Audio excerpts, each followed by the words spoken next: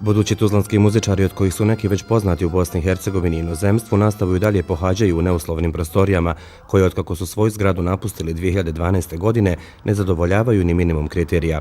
Učenicima, roditeljima, ali i profesorima strpljenje je već odavno pri kraju. Iz menadžmenta jedne od 3 škole, koliko je smješteno pod istim krovom, nerješavanje problema pripisuju i političkoj situaciji.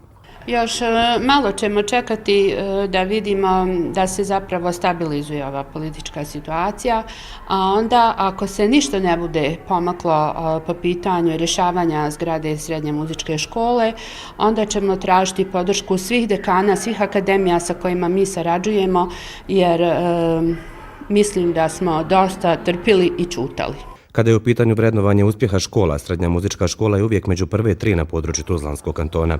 U protekloj godini učenici ove škole su imali više od 150 javnih nastupa i osvojili skoro 40 nagrada na raznim takmičenjima. Učionice su od ujutro do uveče pune, radi se 2,5 smjene, koliko može zapravo da stane u jedan radni dan. Djeca nemaju prostora za vježbanje. Međutim, to nas ne ometa da postignemo vrlo dobre rezultate. Naime, prošle godine moj učenik je upisao Akademiju Dizeldorf među 37 učenika koji su došli na prijem i on je primjen. Iako iz resornog ministarstva već 7 godina najavljuju rješavanje ovog problema, očito da je nepronalazak adekvatnog rješenja i dalje još jedna slaba karika u obrazovnom sistemu.